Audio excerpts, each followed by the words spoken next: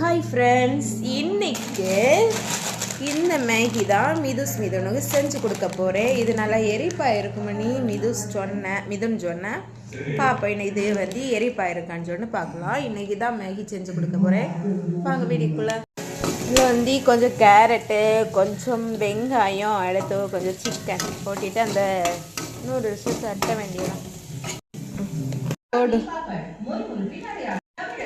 இப்போ துருவி போடாத, இப்படி போடு.